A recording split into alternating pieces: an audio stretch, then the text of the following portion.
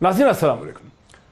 नाज़रीन, गुज़िश्ता रोज़ इस प्रोग्राम में हमने एक बड़ी तेज़ुतुंद और बड़ी एक सेर हासिल बहस में कराची के उन डॉक्टर्स को सपोर्ट किया जिन्होंने वज़ीर आज़म पाकिस्तान जनाब इमरान खान साहब से ये मुतालबा किया था कि माह रमज़ान में, रमज़ान के मुक़द्दस महीने में मसाजिद को खोलने का जो फ़ैसला तरावी के लिए हुकूमत ने किया है, उस फैसले पर नज़र सानी की ज़रूरत है। अब से 1 घंटा पहले प्राइम मिनिस्टर पाकिस्तान जनाब इमरान खान साहब के साथ टेलीथॉन में शामिल एक अहम मजहबी शख्सियत जनाब मौलाना तारिक जमील, हिंदुस्तान और पाकिस्तान की मुमताज़ मजहबी शख्सियत जिन्हें लाखों बल्कि शायद करोड़ों लोग उन्हें फॉलो भी करते हैं, उन्हें सुनते भी हैं, उन्होंने पूरी कौम से अपने बिहाफ पे और वज़ीर आज़म पाकिस्तान के बिहाफ पे उन्होंने ये इस्तदा की, ये उन्होंने इल्तजा की कि माह रमज़ान की तरावियाँ अपने घर से लोग जो हैं उसे अदा करें, बिकॉज़ वबा की सूरत हाल है। मैं समझता हूँ मौलाना तारिक जमील की ये पोजीशन जो है, ब्लैक एंड वाइट पोजीशन, एक मजहबी रहनुमा की लेना, टेलीविज़न के ऊपर लेना, लाइव लेना, पूरी कौम के सामने लेना, ये एक बड़ा अहम टर्निंग पॉइंट है पाकिस्तान की रिलीजियस हिस्ट्री में, बड़ा मुस्बत ये कदम है। बिल्कुल जो लोग समझते हैं कि ज़हनी तरक्की मज़हब से मावरा हो सकती है, वो शायद गलत है। तारीख़ गवाह है कि ज़हनी तरक्की मजहबी अकायद को साथ लेके मुस्बत और पॉजिटिव सोच के साथ मुमकिन है।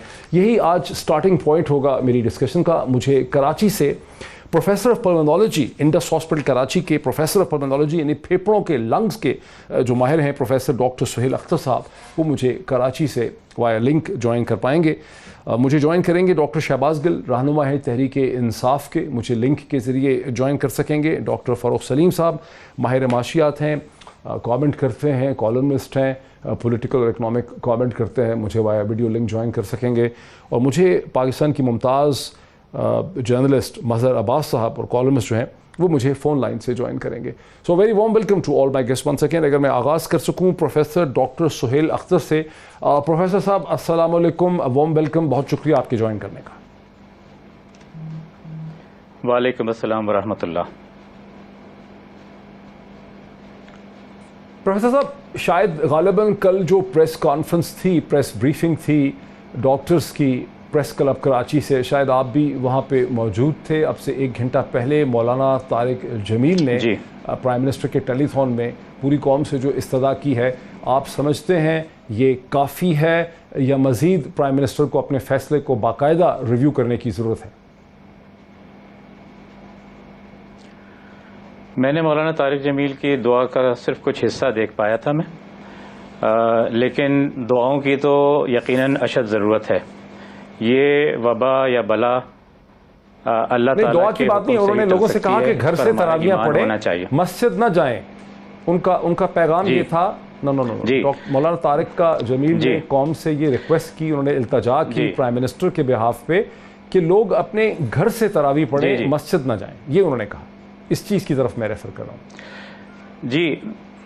जी, लेकिन मैं जो हिस्सा देख पाया था वो तो मैं आपको सुना देता हूँ, कर रहे थे है हमारे पास है। मैं डॉक्टर साहब आप जरा होल्ड करें। मौलाना तारिक जमील ने क्या कहा, वो टुकड़ा प्रोड्यूसर साहब ने निकाला है, मैं वो आपको सुनाता हूँ। जरा एक मुझे लम्हा दे, मौका दे, 1 मिनट का। प्रोड्यूसर साहब जरा वो टुकड़ा सुनाए तारिक जमील साहब। मैं वजीर आजम साहब से अपील करूंगा कि पूरी कौम से जैसे डोनेशन मांगा है, ऐसी पूरी कौम से चले। मैं आपकी तरफ से अपील करता हूँ कि कल या आज रात रमजान की आएगी, सारी कौम 2 नफल पढ़े अपने अपने घरों में और एक तस्बीह ला इलाहा इल्ला अंता सुब्हानका इन्नी कुन्तु मिनज़ ज़ालिमीन, जिसको याद है पढ़ ले, जिसको नहीं याद हो अस्तग़फिरुल्लाह की एक तस्बीह पढ़ ले और फिर सब अल्लाह के सामने हाथ जोड़ कर माफी मांगे।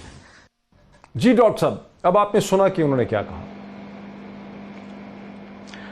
जी बिल्कुल, मैंने जैसा कि कहा कि अल्लाह ताला ही की तरफ हमें रुजू करने की सबसे पहले ज़रूरत है। जहाँ तक तरावी का ताल्लुक़ है, उससे पहले मैं आपकी गुफ्तगू सुन रहा था। आपने कहा हमारी प्रेस कॉन्फ्रेंस जो थी वो उलमा से अपील थी मसाजिद के बारे में।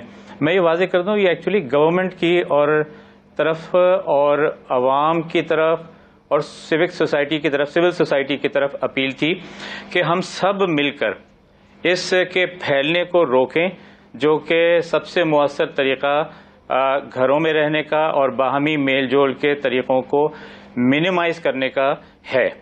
इसमें ज़ाहिर है इम्प्लीमेंटेशन तो हुकूमत की करनी की तरफ से है, लेकिन हमने अपनी तौर पे माहिरीन के तौर पे जो हम फिगर्स देख भी रहे हैं और जो पेशेंट की बढ़ती हुई तादाद भी देख रहे हैं और उनकी सीवियरिटी में जो इजाफा होता चला जा रहा है वो भी देख रहे हैं, हम उससे परेशान थे और हमने अपने आदाद शुमार जो हम पेश कर सकते थे वो रखे, अपनी आगे की मुश्किलात आवाम के सामने रखी, हुकूमत के सामने रखी और इसके साथ पुरजोर अपील की। और ये मैं आपको यानी आपके इल्म में होगा कि ये कोई पहली अपील नहीं थी, ना कोई पहली प्रेस कॉन्फ्रेंस थी, ना कोई पहली रिक्वेस्ट थी। ये शुरू अरसे से जब से हम ये देख रहे हैं दूसरे ममालिक में, फिर पाकिस्तान में भी आया कि ये किस तरह फैलता है कोरोना का वायरस, एक से दूसरे फर्द में, मेरे ख्याल में मुझे उसको रिपीट करने की ज़रूरत नहीं है। तो इसके लिए अभी तक ना हमारे पास कोई वैक्सीन है, ना कोई ट्रीटमेंट है, सिर्फ एक ही ज़रिया रह जाता है कि अपनी इसके नंबर ऑफ केसेस को किसी तरह से स्लो डाउन कर दें। और स्लो डाउन करने से ये फ़ायदा होगा कि एकदम से अगर एक हुजूम आया एक पॉजिटिव केसेस का, उनमें जाहिर है सब सिक नहीं होते, लेकिन 15% जो कि फिगर्स हैं या 20% ऐसे हुए जिनको हॉस्पिटलाइज होने की ज़रूरत पड़ी और तकरीबन 5% के करीब जिनको क्रिटिकल केयर ICU की ज़रूरत पड़ी। तो वो अगर थोड़े थोड़े आते रहे तो शायद अल्लाह ताला के हुक्म से हम लोग उसको कोप कर पाएँ, चाहे हम उसकी वेंटिलेटर की तादाद बढ़ा भी दें, लेकिन हम एकदम से उसको नहीं कोप कर पाएंगे। तो इसमें तमाम फैक्शंस को इसमें अपना रोल प्ले करना पड़ेगा। लेकिन डॉक्टर साहब, जब लोग हर जगह मिल सकते हैं, कहते हैं जो प्रेसिडेंट आरिफ अलवी के साथ उन्होंने 20 नुकाती स्टैंडर्ड ऑपरेटिंग प्रोसीजर बनाया है, जो उन्होंने एहतियाती तदाबीर की हैं, जब वो ये कहते हैं कि हम मसाजिद में एहतियाती तदाबीर इख्तियार करेंगे, वो जो 20 पॉइंट उनका एग्रीमेंट है प्रेसिडेंट आरिफ अलवी के साथ, उसमें एज अ डॉक्टर, चूंकि आप प्रोफेसर हैं पल्मोनोलॉजी के यानी फेफड़ों के, लंग्स के, तो उसको वो जो SOP है वो आपको ठीक नहीं लगता, वो नाकाफी लगता है, उसमें आपको क्या रिस्क लगते हैं? मुझे साहब रूल्स जो है ना वो ये सोचकर बनाए जाते हैं कि टारगेट ऑडियंस जो है वो उसको कितना फॉलो कर सकती है। आप बताइए, मैं अपने आप से सवाल करता हूं कि पाकिस्तान में कितने लोग रेड सिग्नल पे रुकते हैं, कितने लोग जो है कोई क्यू लगानी हो तो एक दूसरे पे चढ़ नहीं दौड़ते। तो डिसिप्लिन अगर बिल्कुल लिखा हुआ अमल हो जाए तो बहुत अच्छी बात है, लेकिन ऐसा महसूस हो रहा था कि शायद कुछ मसाजिद में, बल्कि हमें मालूम हुआ है कि उस पर अमल हुआ भी है, लेकिन अक्रॉस द बोर्ड अमल हुआ है ये हमारे इल्म में नहीं है। तो इसलिए अगर किसी पॉइंट को इम्प्लीमेंट करने में कोई दुश्वारी हो रही हो तो उसको अक्रॉस द बोर्ड एक्सपेक्ट नहीं करना चाहिए। यही प्रिंसिपल दुकानों पर के लिए भी है, यही प्रिंसिपल्स बड़े डिपार्टमेंटल स्टोर्स के लिए भी है और हर जगह के लिए है। तो हमारा ख्याल था कि स्कूल्स के लिए, कॉलेजेस के लिए, लूप होल्स या जी बिल्कुल, मतलब ये था कि मैं एक बात में बहुत यानी यकसू हूं पर्सनली, वो ये कि इनोवेशंस जो है ना हम लोग 1 महीने से 2-3 महीने से ढूंढ रहे हैं। इनोवेशंस ये कि हम वो काम कर भी लें, जैसे मिसाल के तौर पे शॉप खोल भी लें लेकिन हुजूम ना लगे, मसाजिद में नमाज हो भी जाए लेकिन हुजूम ना लगे, वॉक थ्रू गेट्स की बात हुई, सैनिटाइजेशन की, फासले से करने की, लेकिन मतलब हमारा ख्याल ये है कि इस पे अगर 50% भी अमल दरामद हो जाए तो बहुत आप समझ रहे हैं कि कोई शॉर्टकट है। डॉक्टर साहब जरा मेरे साथ रहिए, डॉक्टर साहब मेरे साथ रहिए, बिल्कुल मैं आपकी बात समझ गया हूं, मैं और पार्टिसिपेंट्स को भी इस पे ले आऊं। डॉक्टर फरूख सलीम साहब, आप जो भी लिखते हैं, जो भी कहते हैं, नाज़रीन मुझे कहा गया कि मुझे एक ब्रेक लेनी है, ब्रेक के बाद इसी पॉइंट से हम बात को आगे बढ़ाते हैं। नाज़रीन वेलकम बैक। मैं वक्फे से पहले डॉक्टर फरूख सलीम साहब से ही बात करना चाह रहा था। डॉक्टर फरूख सलीम साहब, मैं अगर आपकी तरफ आ सकूं, आप चूँकि हर बात एदाद शुमार से करते हैं, स्टेटिस्टिक्स से करते हैं, एक साइंटिफिक एनालिसिस जो है वो आप उसका प्रेजेंट करते हैं, आपकी तमाम तहरीर, आपके कॉलम्स जो हैं उसमें यही चीज़ होती है। जब डॉक्टर साहब को आपने सुना, प्रोफेसर डॉक्टर सुहेल अख्तर कह रहे हैं कि तमाम जगहों को जो है बंद करना है, आप तो अब क्या आप समझते हैं कि जो जैसे एक स्कूल है, जो एक कॉलेज है, जो एक शॉपिंग मॉल है, जो एक जिम है, जो एक ओमनी बस है, जहाज़ है, उसको हम स्टेटिस्टिकली उसी तरह से देख सकेंगे, या मस्जिद है उसको उसी तरह से देख सकेंगे जैसे हम एक केमिस्ट की शॉप को देखेंगे, एक हॉस्पिटल को देखेंगे, करियाना और रिटेल स्टोर की दुकान को देखेंगे इन टर्म्स ऑफ इम्पैक्ट? जी डॉक्टर साहब, मैं लॉकडाउन के ऊपर किसी किस्म का एक्सपर्ट नहीं हूँ, मैं एपिडेमोलॉजिस्ट नहीं हूँ, मैं वायरोलॉजिस्ट नहीं हूँ, पुल्मोनोलॉजिस्ट डॉक्टर सुहेल साहब आपके सामने बैठे हुए हैं। मेरी इल्तिजा ये है कि हुकूमत पाकिस्तान एक फैसला कर दे, और जैसे आपने टर्म इस्तेमाल की ब्लैक एंड वाइट, साफ व शफाफ किस्म का फैसला कर दे। हम 22 करोड़ पाकिस्तानियों के ऊपर फिर ये लाजिम है कि उस फैसले के ऊपर अमल दरामद करें। मैं ज़ाती तौर पे इतना कंफ्यूज हो गया हूं अपनी हुकूमत की तरफ से पिछले 2-3 हफ्ते में। आप देखिए कि मार्च की 22 तारीख को वज़ीर आज़म साहब टेलीविजन पे आए, उन्होंने लॉकडाउन ना करने के फवायद गिनवाए।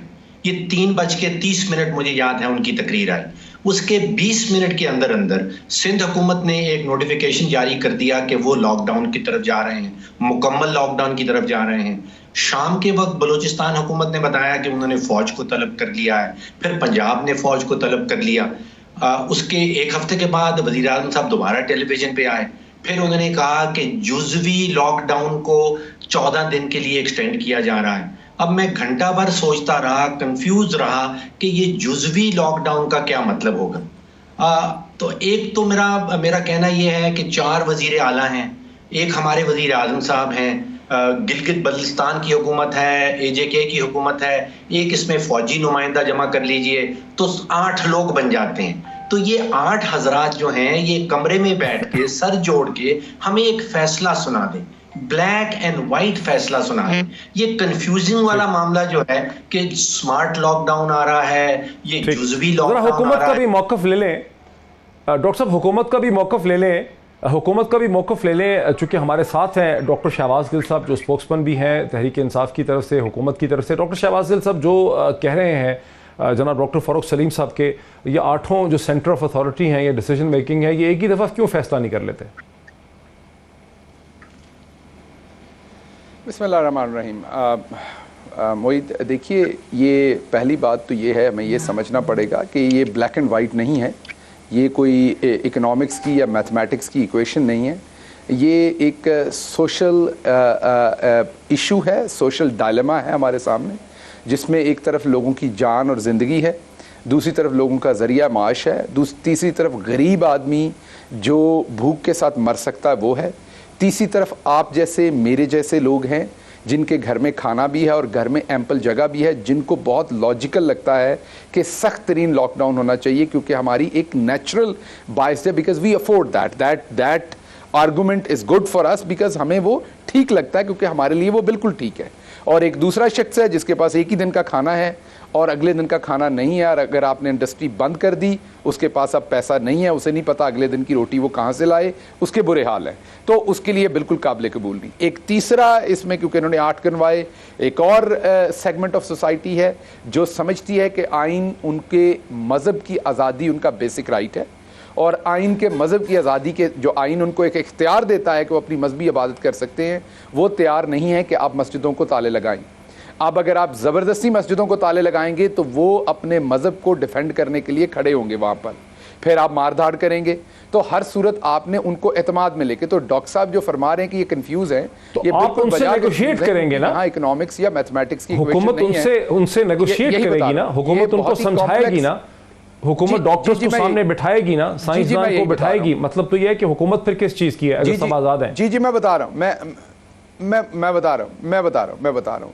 हुकूमत का काम मोहित साहब ये होता है कि वो आइन के जो राइट्स हैं उनको भी तहफ़्फ़ुज़ करे लोगों की, और जो आवाम की लार्जर वेलफेयर में बेस्ट डिसीजन है वो करे। हुकूमत ने तमाम उसमें जो NCC में डिस्कशन होती है उसमें डॉक्टर्स भी मौजूद थे जिन्होंने ब्रीफिंग दी, तमाम लोगों से डिस्कशन करके पाकिस्तान के मरूजी हालात को देखते हुए कि यहाँ पे जो गरीब है उसको आप कंटिन्यूस लॉकडाउन में नहीं रख सकते।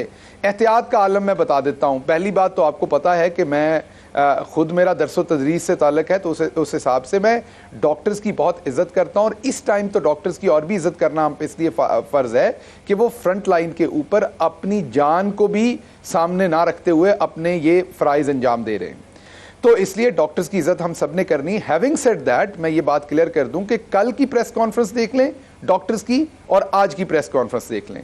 कल की प्रेस कॉन्फ्रेंस माजरत के साथ कुछ लोगों ने कहा कि जी मैंने उसमें सियासत की बात की तो बहुत गलत कर दी, वो इसलिए की कि जो चीफ मिनिस्टर सिंध के मीडिया के ऑफिस है वो कल की प्रेस कॉन्फ्रेंस का मीडिया को मैसेजेस भेज रहा था, जो आज मैंने ट्वीट भी किया। इसलिए मैंने उसे जोड़ा कि ये सिंध हुकूमत सियासत कर रही है। डॉक्टर्स को कुछ नहीं कहा, मैंने सिंध हुकूमत को कहा जो ये सब कुछ कर रही। दूसरी बात, उस प्रेस कॉन्फ्रेंस को देखें और आज की देखें, क्योंकि वहां पर सबसे पढ़े लिखे लोग बैठे हुए हैं।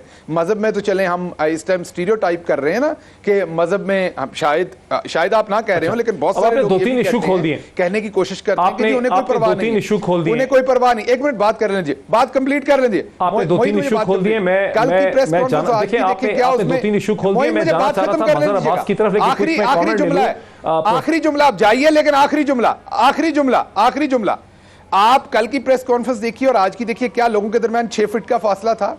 कल की प्रेस कॉन्फ्रेंस आज की देखिए, जो सामने साफी हजरात बैठे हुए हैं, क्या वहां पे? तो जनाब, हमें पूरी कौम को एहतियात करनी है। हम कोई भी एहतियात नहीं करते, ये बात सच है। हमें एहतियात करनी, और एहतियात जो है वो ना हमारे, जब हम मेडिकल के लोगों को देखते हैं वहां पे प्रॉपर एहतियात हो रही है, आज की ना हमारे पॉलिटिशियन प्रॉपर एहतियात कर रहे हैं, ना मीडिया के लोग कर रहे हैं। मैंने आज की प्रेस कॉन्फ्रेंस देखी, मैं क्विकली डॉक्टर साहब का इस पे रद्द-ए-अमल लेना चाह रहा हूं। मुझे लेने दीजिए प्रोफेसर साहब। ये जो चीज कह रहे हैं डॉक्टर शहबाज गिल के, कल की जो प्रेस कॉन्फ्रेंस थी वो दर हकीकत सिंध हुकूमत की सियासत का एक शाखसाना था और आज की प्रेस कॉन्फ्रेंस का फर्क था। ये इस पे क्या है आपका रद्द-ए-अमल? हाँ, ये आप मुझसे पूछ रहे हैं? अब्बास की तरफ भी आता हूं। जी, आपसे भी, फिर मजहर अब्बास सर, क्योंकि उनका भी प्रेस क्वेश्चन डायरेक्टेड। जी, अल्हम्दुलिल्लाह डॉक्टर्स को तो वो कह रहे हैं कि कल की प्रेस कॉन्फ्रेंस डॉक्टरों की जो थी वो सियासी नोयत की थी। सियासत तो आप सियासी लोगों से पूछ लें। कर दूं, मैं ये कह रहा हूं कि उसमें सिंध गवर्नमेंट इन्वॉल्व हो रही थी। डॉक्टर्स शायद सियासत नहीं करना चाहते, लेकिन सिंध हुकूमत उसको ये रंग दे रही है, सिंध हुकूमत उसको उछाल रही है। मैं ये बात कह रहा हूं। इस सवाल का जवाब तो मेरे ख्याल है आप सिंध हुकूमत के किसी स्पोक्समैन से पूछ लीजिए। मैं सिर्फ इतना कह सकता हूं कि हमारी बेचैनी में रोज बरोज इजाफा जब से हो रहा था, पिछले एक हफ्ते से, जबकि हम देख रहे थे कि हमारी फिगर जो है एक्सपोनेंशियल राइज कर रहे हैं। और उसमें हाल ये था कि 26 फरवरी गालिबन पहला केस आया और उसके बाद 50 दिन तक 16 अप्रैल तक तकरीबन 6,700 के करीब केसेस हुए और उसके बाद 5 दिन के अंदर उसमें इजाफा जो हुआ 2600 का हुआ, 2700 का। तो ये अच्छा, इसमें हमें कोई ऐसी हैरत भी नहीं थी क्योंकि जो एपिडेमियोलॉजिकल ग्राफ हम दूसरे ममालिक में देख रहे थे, जिससे हमें कोई शुबा नहीं है कि हमारा मुल्क की ग्राफ जो है वो कोई बहुत ज्यादा मुख्तलिफ होगा। तो हम ये एक्सपेक्ट कर रहे थे कि now the time has come to tighten your seat belts, और उस वक्त हम ये महसूस करें और उसी वक्त तकरीबन हमने देखा कि रिलैक्सेशन की बात होने लगी। अच्छा, और उसी वक्त हम ये देख रहे थे कि हमारे हॉस्पिटल सैचुरेट होते जा रहे हैं, यानी तकरीबन 5 हॉस्पिटल, हम कराची की बात कर रहे थे, बेसिकली हम सब कराची के डॉक्टर्स थे उसमें, कि तकरीबन 6 हॉस्पिटल्स कराची में जो एलोकेटेड हैं इनके लिए, उसमें 3 या 4 हॉस्पिटल्स में फुल था, जिसमें इंडस्ट्री में जिसमें काम करता हूं कैपेसिटी था। एक्सपेंशन हो रही है लेकिन it is something for beyond, और बाकी में तकरीबन कहीं 60% और कहीं 80%। और ये जो हम ग्राफ देख रहे थे इसमें प्रोपोर्शनेट ऑफ क्रिटिकल केसेस देखें तो हमें नजर आ रहा था। So we were actually sensitizing the government के please and government and other factions of the society to a ground reality. The time to lockdown is actually now. Not 4 years. मतलब ground reality है जिसके ऊपर doctors react कर रहे हैं। और मैं आपसे और भी समझना चाहूंगा कि क्या हम एक क्लाइमेक्स की तरफ जा रहे हैं, क्या हम एक पीक की तरफ जा रहे हैं? कि मजहर अब्बास साहब, आप कराची से भी हैं और आपका ताल्लुक प्रेस क्लब से भी बहुत गहरा है, आपको क्या लगता है कि डॉक्टर्स की पोजीशन महज एक पॉलिटिकल पोजीशन? मुझे ये बता दें कि उसमें डॉक्टर्स ने सियासी बात कौन सी की है, कौन सी ऐसी बात की है उन डॉक्टर्स ने जो पॉलिटिकल है? यानी वो स्पेसिफिक बात कह रहे हैं, स्पेसिफिकली बात उन्होंने की है। उन्होंने कंसर्न शो की है कि जी देखिए, इसकी वजह से जो वायरस अगर फैला और मरीजों की तादाद में बेइंतहा इजाफा हुआ तो हमारी वो कैपेसिटी नहीं है कि उसको लुक आफ्टर कर सके। इसके अलावा उन्होंने कौन सी बात की है? प्रॉब्लम ये हो रही है मोहित के हमने खुद सियासी लोगों ने एक क्लिनिक्स खोल दी हैं, हम खुद मरीजों के इलाज कर रहे हैं, हम खुद मर्ज का इलाज कर रहे हैं, हम खुद बता रहे हैं कि क्या करना चाहिए। जो डॉक्टर्स हमें बता रहे हैं हम उसे फॉलो करने को तैयार नहीं है, उसको हम पॉलिटिक्स का हिस्सा बना रहे हैं।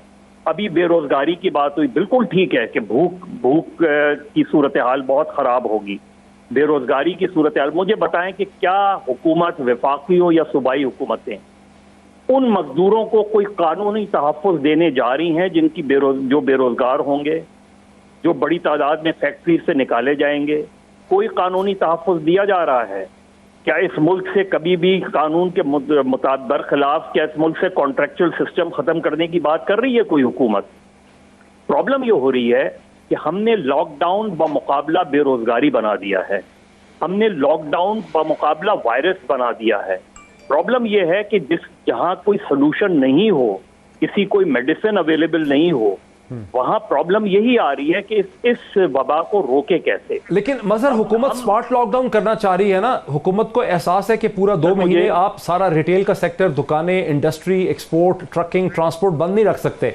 जो खतरा स्कूल का है, कॉलेज का है, मिनी बस का है, पब्लिक ट्रांसपोर्ट का है, हवाई जहाज का है, शॉपिंग मॉल का है, जिम्नेजियम का है, वो मसला केमिस्ट की शॉप का नहीं है। हॉस्पिटल को खुला रखना है, ट्रक को चलना है, हुकूमत ये करना चाह रही है, मेरी अंडरस्टैंडिंग है। बिल्कुल ठीक है। मैं हुकूमत की नीयत की बात नहीं कर रहा कि उनकी नीयत खराब है। वो उनका एक सोचने का परसेप्शन है, एक दूसरा परसेप्शन है और एक डॉक्टर का परसेप्शन है। मैं सिर्फ ये बात कर रहा हूँ, जैसे मजहबी हवाले से डॉक्टर शहबाज गिल ने बात की कि जी हम आइन के मुताबिक आप ये नहीं कर सकते, तो फिर आइन के मुताबिक आप ये कैसे कर सकते हैं कि अगर वायरस फैला तो हम मस्जिदें बंद कर देंगे? फिर आप ये कैसे बात कर सकते हैं? और मैं आपको बताऊं, 3 दिन पहले यही डिफेंस फेज 1 के एक पेश इमाम ने मुझे फोन किया, जो मुझे जानते नहीं थे, कहीं से उन्होंने मेरा नंबर ले लिया। उन्होंने कहा जी हमसे डीएचए वाले ये तो कह रहे हैं कि आप रोजाना इसकी धुलाई करेंगे मस्जिद की, लेकिन हमें पानी कौन देगा उस धुलाई के लिए? तो यहाँ कराची के प्रॉब्लम्स बहुत मुख्तलिफ हैं। यहाँ पानी अवेलेबल नहीं है, मसाजिद साफ कैसे, धुलवाई कैसे जाएंगी रोजाना की बुनियाद पे? और जो तादाद का आपको अंदाजा नहीं है कि कराची में कितने लोग जाते हैं। अनफॉर्चुनेटली मौलाना तारिक जमील की अपील में बड़ा दर्द था, बड़ा दम था, बहुत से और लोगों ने भी की है, लेकिन हमारे यहाँ जो फॉलो करते हैं चीजें, वो जाहिर है हमारे नुक्ते नजर इतने मुख्तलिफ हैं कि हम उसके मुताबिक चलते हैं और वो वायलेशन होगी। हमें सड़कों पे वायलेशन नजर आती है, मुझे रोज नजर आती है वायलेशन उसकी। तो ये पढ़े लिखे लोगों की बात कह रहा हूं मैं, ये कच्ची आबादियों की बात कर रहे हैं। आप मुझे बताएं, चाहे मैं इसमें सूबाई हुकूमत को भी जिम्मेदार। बिल्कुल सही कह रहे हैं आप, क्योंकि कराची बहुत बड़ा शहर है, हमें इस्लामाबाद में उतनी वायलेशन नजर नहीं आती। यहाँ पर जो डिप्टी कमिश्नर और पुलिस है वो बहुत अच्छी इंप्लीमेंटेशन कराते हैं, हमें नजर आते हैं। बहुत ही कम कोई क्राउड या कोई ऐसी मजमे की शक्ल हमें देखने में नजर नहीं आई है, मैं देखता रहता हूँ। डॉक्टर शहबाज गिल साहब, हम तो जब प्राइम मिनिस्टर ये कहते हैं कि मुझे एक हिकमत अमली से स्मार्ट लॉकडाउन करना है, तरीके से चलना है, हम तो उस आर्गुमेंट को सपोर्ट करने की कोशिश कर रहे हैं कि जो स्मार्ट लॉकडाउन है वो डिफरेंशिएट करेगा कि स्कूल का रिस्क ज़्यादा है, कॉलेज का रिस्क ज़्यादा है, यूनिवर्सिटी का रिस्क ज़्यादा है, असेंबली हॉल का रिस्क है, शॉपिंग मॉल का रिस्क है, जिम्नेजियम का रिस्क है, पब्लिक ट्रांसपोर्ट का रिस्क है, हवाई जहाज़ में बैठने का, एक कंटेनर वाली जगह में बैठने का रिस्क है, और मस्जिद का भी उसी तरह से रिस्क है। लेकिन एक केमिस्ट शॉप का, एक रिटेलर का, एक करियाना स्टोर का वो वाला रिस्क जो है वो नहीं है। तो शहबाज गिल साहब, हुकूमत ने जब एक लॉजिक ले डाउन की है तो फिर किसी वजह से भी हुकूमत अपनी बेसिक साइंटिफिक लॉजिक को वायलेट तो नहीं कर सकती, कभी आइन का सहारा लेके, कभी कानून का सहारा लेके। मोई, देखिए बात यह है कि ये सारी डिस्कशन कब शुरू हुई। हमारे डॉक्टर हजरात, हमारी दूसरी सारी, अगेन मैं किसी को इल्ज़ाम नहीं दे रहा, मैं एक तो हमारे यहाँ हम सबको आज़ादी चाहिए राय की, लेकिन दूसरे की राय को हम आज़ादी में नहीं लेते। उसको हम कहते हैं हमला कर दिया उसने। भाई आपके पास अगर आज़ादी है तो मेरे पास भी राय रखने की आज़ादी है ना, मुझे भी राय देने दीजिए किसी चीज़ पे अगर मैं राय रखता हूँ। मैं तो सिर्फ ये गुजारिश करता हूँ कि मुझे भी राय देने दीजिए, खुद भी राय दीजिए। तो मेरी राय सिर्फ ये थी कि जो मैं मीडिया का बंदा हूँ, जब मुझे सिंध गवर्नमेंट के चीफ मिनिस्टर हाउस के अंदर से रीजन का है झगड़ा, नहीं मैं बता रहा, वो एक और बात है, मैं कोई और बात कह रहा हूं। मैं ये कह रहा हूं कि पहले दिन से सिंध गवर्नमेंट एक चीज के ऊपर पॉलिटिक्स कर रही है, और वो कह रही है कि हमने हार्ड लॉकडाउन किया है, पंजाब और दूसरी जगहों पे सॉफ्ट लॉकडाउन हुआ है। जब हम नंबर्स देखते हैं तो हमें कोई फर्क नहीं लगता। डॉक्टर साहब से पूछ लें, बैठे हुए, जब नंबर देखते हैं आप डाटा में, सिंध में भी वैसा ही स्प्रेड है, पंजाब में भी, बल्कि सिंध में ज्यादा स्प्रेड है। तो इसका मतलब या तो हार्ड लॉकडाउन जो है वो हमने चाइना में तो देखा काम करते हुए, इसका मतलब यहां पे जुबानी जमा खर्च है। कल जो सियासत की बात की कि सिंध गवर्नमेंट कर रही, वो इसलिए की कि सिंध गवर्नमेंट के चीफ मिनिस्टर ऑफिस में से मीडिया को कहा गया कि इस प्रेस कॉन्फ्रेंस को जरूर कवर करें। मैंने इस तनाजर में बात की। अब मैं दूसरी तरफ आता हूं कि आप कह रहे हैं कि आइन, देखिए ये सारी डिस्कशन शुरू हुई जब उलमा के साथ बात हुई और मसाजिद में तरावी पढ़ने की ये बात शुरू हुई। उससे पहले 8 दिन पहले जो है वो हमने इंडस्ट्री खोलने की बात की, तब तो कोई बात नहीं हुई। अच्छा, अब आ जाते हैं स्पेसिफिक मामले पे। आपकी एक राय हो सकती है, मेरी इसमें जो लोग कहते हैं घरों में नमाज पढ़े वो कम मुसलमान नहीं है, वो भी उतने ही मुसलमान हैं जितना कोई कहता है कि हमने मस्जिद में जाके पढ़नी। यहाँ किसी का ईमान टेस्ट नहीं हो रहा, मैं किसी को फतवा नहीं दे रहा किसी का कम ईमान है, सब मुसलमान है, सब बराबर के मुसलमान है, इसमें कोई शक नहीं। मसला सिर्फ यह है कि आइन उनको बुनियादी इख्तियार देता है। अगर आपके तमाम उलमा इस बात पे मानने को तैयार नहीं है कि हमने मस्जिद बंद नहीं करनी, हमने वहां पे जाके इबादत करनी है, तो क्या गवर्नमेंट के पास एक ही तरीका रह जाता है कि तशद्दुद करे? तो आप मजहर साहब मेरे से बहुत सीनियर है, आप बहुत सीनियर हैं, आपको लगता है आपने बात नहीं की होगी? ये देखिए, जो आईनी हक है ये तो स्कूल का भी है, प्राइवेट स्कूल का भी, बहुत सारे दौर हुए। ये आईनी हक तो प्राइवेट स्कूल का भी, डॉक्टर साहब, प्राइवेट ये जो आईनी हक की जिसकी तरफ आप बात कर रहे हैं, ये तो प्राइवेट स्कूल का भी है, कॉलेज का भी है, यूनिवर्सिटी का भी है, शॉपिंग मॉल का भी है, इंडिविजुअल का भी है, हजाम का भी है, बार्बर का भी है, ये तो सबका है आईनी हक। खाली मजहबी रहनुमाओं का आईनी हक तो नहीं है ना। इशू ये है, मोईद इशू ये है कि आप इंटेलेक्चुअली आप भी जिस चीज को इस टाइम मैं पैडल कर रहा हूं, आप उसके अगेंस्ट बिलीव कर रहे हैं, विच इज परफेक्टली रॉन्ग। जैसे मैंने आपको कहा, हम सब बराबर के मुसलमान हैं, इसलिए शायद मैं आपको कन्विंस ना कर सकूं, तो मैं सिर्फ अपना पॉइंट ऑफ व्यू दूंगा। यहां पर मैं पॉइंट ऑफ व्यू आपको ये दे रहा हूं कि फरूख सलीम साहब, डॉक्टर फरूख सलीम साहब, आपको बात समझ आ रही है? शहबाज गिल साहब की वो ये कह रहे हैं कि मजहबी उलमा जो है उनका जो आईनी हक है वो बाकी सारे पाकिस्तानियों से ज्यादा है। मुझे तो ये समझ आई। मोईद हमने टेलीविजन के ऊपर तरावी शुरू करवाई पूरे पाकिस्तान के लिए एक टाइम में, जो कुछ हुकूमत कर सकती थी वो किया। जी डॉक्टर साहब, डॉक्टर फरूख सलीम साहब कौन है? डॉक्टर फरूख सलीम साहब, सबके मजहबी, सबके आईनी हकूक बराबर ही होंगे ना? डॉक्टर साहब, मैं आलमे इस्लाम की जो 10 सबसे बड़ी मसाजिद हैं उनकी एक लिस्ट बना रहा था, और उसमें अल्जीरिया की भी एक मस्जिद है, खाना काबा हरम शरीफ है, मदीना मुनव्वरा में मस्जिद नबवी है, मलेशिया में है। 10 में से 2 जो सबसे बड़ी मसाजिद हैं वो पाकिस्तान में है। एक हमारी फैसल मॉस्क इस्लामाबाद में और एक जामिया मस्जिद कराची में। अब हैरानकुन बात यह है कि जो 8 आलमे इस्लाम की सबसे बड़ी मसाजिद हैं, वहां पे वो एक डिफरेंट डायरेक्शन में जा रही हैं। हम जो दो सबसे बड़ी दुनिया की मसाजिद जो पाकिस्तान में हैं, वो एक डिफरेंट डायरेक्शन में जा रही हैं। तो या तो आलमे इस्लाम की 8 बड़ी मसाजिद जो हैं वो गलत डायरेक्शन में जा रही हैं, और हम एक वाहिद सही डायरेक्शन में जा रहे हैं। देखिए, यहाँ पे मुझे महसूस ये हो रहा है, और मेरी हम्बल रिक्वेस्ट रहती है कि यहाँ पे हजारों लाखों पाकिस्तानियों की जानें एट स्टेक है, तो खुदाया इसको सियासी ना बनाएं। देखिए, पहले कहा जाता था कि सिंध हुकूमत सियासत कर रही है, अब ये कह दिया गया कि जी डॉक्टर्स भी सियासत कर रहे हैं। खुदाया जो फैसला साजी का तरीका है हुकूमत का, वो क्या डेटा बेस्ड है या उसका बेसिस कुछ और है? आपने, डॉक्टर सुहेल साहब ने डेटा आपके सामने रखा, उस डेटा की बुनियाद के ऊपर आपने फैसला साजी करनी है, या आपने जज्बाती जो कलमात हैं उनकी बुनियाद पे करनी है कि लोग गरीब हैं, भूख का मामला है? देखिए, ये जैसे अजहर अब्बास साहब ने बिल्कुल ठीक कहा, ये अंग्रेजी में कहलाता है फॉल्स डिलेमा, यानी कि आप 2 चॉइसेस दे दें कि जी आपने जान बचानी है या उनकी आमदन बचानी है। हुकूमत को दोनों चीजें बचानी है। ये फॉल्स डिलेमा है कि आपके पास सिर्फ 2 चॉइसेस हैं, आपके पास 2 चॉइसेस नहीं है। हुकूमत को जाने भी बचानी है। मुझे एक ब्रेक लेने दीजिए। बुनियादी हुकूमत को फैसला करना है हकाइक पे, ग्राउंड रियलिटीज पे हुकूमत को फैसला करना है, एदादो शुमार पे हुकूमत को फैसला करना है, डेटा पे हुकूमत को फैसला करना है, साइंस की मदद से हुकूमत को फैसला यहाँ पर कोई आइन की शिक के हवाले से गलबन नहीं करना है। एक ब्रेक लेते हैं, ब्रेक के बाद डिस्कशन को आगे बढ़ाते हैं। नाज़रीन, वेलकम बैक। मेरे पास सिर्फ 7-8 मिनट हैं, तो मैं चाहूँगा कि बहुत क्विकली अपने चारों पार्टिसिपेंट्स का मैं रद्द-ए-अमल और रिएक्शन ले लूँ।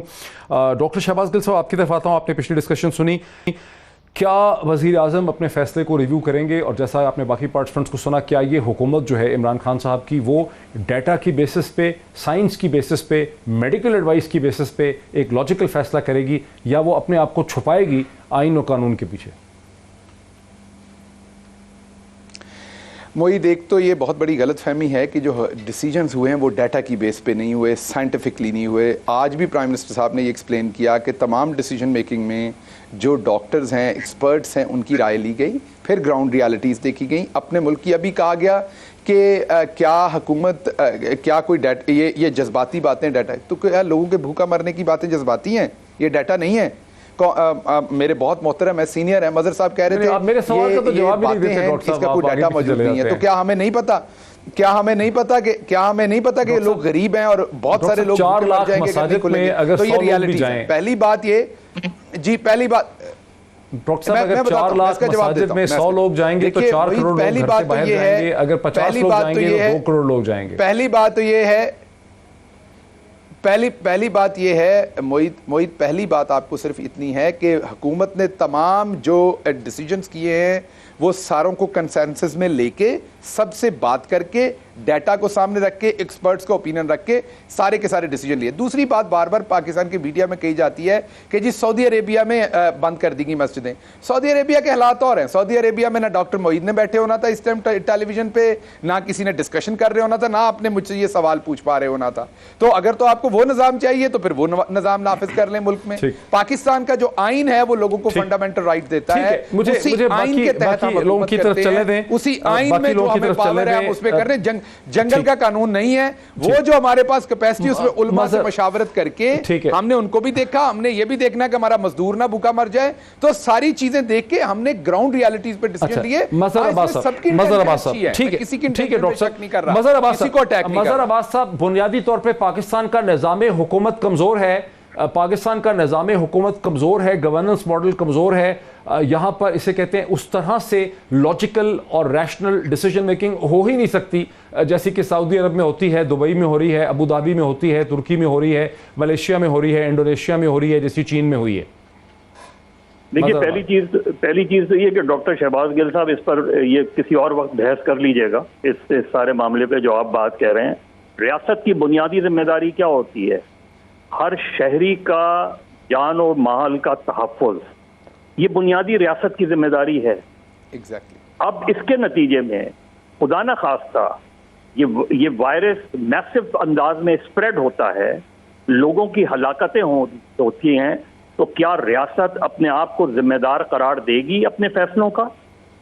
ये एक्सेप्ट करेगी कि अगर इसके नतीजे में ये सूरत हाल होती है तो रियासत जिम्मेदारी लेगी कि हाँ, मेरी पॉलिसी की वजह से ये हुआ है। होती है इस बात के ऊपर। मेरा आपसे सवाल है, मेरा मजहर साहब आपसे काउंटर सवाल है, अगर लोग जबरदस्ती इबादतगाह जाना चाहते हैं और आप उन्हें गोलियां मारते वो नहीं रुकते, कत्लो गारत होती है, तो उसका जिम्मेदार कौन होगा? ये जवाब दे दीजिए। गोलियां क्यों मारेंगे आप उनको? ये तो आप ड्रामेटिक सिचुएशन खड़ी कर रहे हैं। अच्छा मोईद, इसका भी जवाब दे देता हूँ। पिछले 2-3 हफ्तों में अगर लोग नहीं रुकेंगे तो क्या करेंगे? हुकूमत ने उलमाए कराम के साथ मेरी बात तो सुने, जब आप ये नैरेटिव बिल्ड करेंगे तो कैसे रोकेंगे? 2-3 हफ्ते जुमे के यहाँ इज्तिमात हुए और उसके मुताबिक हुए जिसमें हुकूमत और उलमाए कराम ने तय किया। 5 और 6 सिर्फ 2 वाकयात हुए थे, एक लियाकताबाद में, एक औरंगी टाउन का वाकया भी जुमे की नमाज के बाद हुआ था। और लियाकत बाकी सब चीजें हुई ना, एक नॉर्मल तरीके से हुई। कम लोग गए, 6, 7, 8 लोगों ने जाके नमाज पढ़ी, सारे उलमाए कराम ने वो किया। लेकिन जब मरकजी हुकूमत ये बयानिया डेवलप कर लेगी और उसके बाद आप उसको इंगेज करेंगे, आप मुझे बताएं कि जब सदर उस वक्त उलमाए कराम से बात कर रहे थे तो मौलाना तारिक जमील को वहां क्यों नहीं बैठाया हुआ था? उन्होंने वहां दूसरे ऐसे लोगों को क्यों नहीं बैठाया था कि जिनका नैरेटिव बिल्कुल सही कह रहे हैं, घरों में बैठे? बिल्कुल सही कह रहे हैं। मैं जरा क्विक डॉक्टर साहब, अगर आप क्या समझते हैं कि अगर माह रमजान में तरावी के लिए लोग 1-1.5 घंटे के टाइम में घर से निकलते हैं और 4 लाख अगर मसाजिद हैं और 100 लोग निकलते हैं तो 4 करोड़ लोग निकलेंगे। अगर 50 लोग निकलते हैं फी मस्जिद तो फिर 2 करोड़ लोग निकलेंगे। तो इससे स्टेटिस्टिकली स्पीकिंग रिस्क कितना बढ़ जाएगा? The more the people, the more the social aggregation, the more the risk. ये स्प्रेड ऑलरेडी शुरू हो चुका है, इसको सिर्फ स्लो डाउन करने की ज़रूरत है।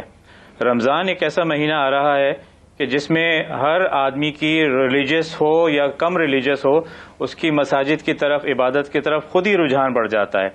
हम तो सिर्फ ये कह रहे हैं कि अल्हम्दुलिल्लाह किसी ने भी सही। ये नहीं कहा कि नमाज ना पढ़िए, ये नहीं कहा कि अल्लाह से दुआ नहीं मांगिए। हम तो सिर्फ ये कह रहे हैं कि और ज्यादा मांगिए, लेकिन अगर एहतियात करते हुए कर लिया जाए तो मुझे यकीन है कि अल्लाह ताला वो भी सुनेगा और हमारी जानें बिल्कुल भी सही। महफूज रहेंगी। क्विक कमेंट फ्रॉम डॉक्टर एक- फरूख एक सलीम सर, मिनट, यानी- टाइम मेरा यानी खत्म हो actually गया। हमें- डॉक्टर फरूख सलीम साहब, हमें आपका timing क्विक करनी कमेंट है। लुकमा ले लूं। जी डॉक्टर साहब, हुकूमत पे ऊपर ये फर्ज डॉक्टर है फरूख कि सलीम, यहाँ वक्त मेरा खत्म है। हजारों लाखों पाकिस्तानियों की जानें एट स्टेक हैं। फैसला साजी की जाए डेटा की बेस के ऊपर, मेडिकल साइंस के ऊपर, और उसके बाद आपके और मेरे ऊपर 100% फर्ज है कि उस फैसले के ऊपर हम अमल दरामद करें। और तीसरी बात यह है कि ये स्टेट विद इन स्टेट, ये रियासत बहुत शुक्रिया, पाकिस्तान वक्त हमारा क्या नाज़रीन, ये सारी बहस आपने सुनी। चारों हमारे जो स्पोक्स लोग हैं, पार्टिसिपेंट्स हैं, उनकी आपने बहस सुनी। फैसला आपका है नाज़रीन। आज इतना ही, फिर आपसे मुलाकात होती है।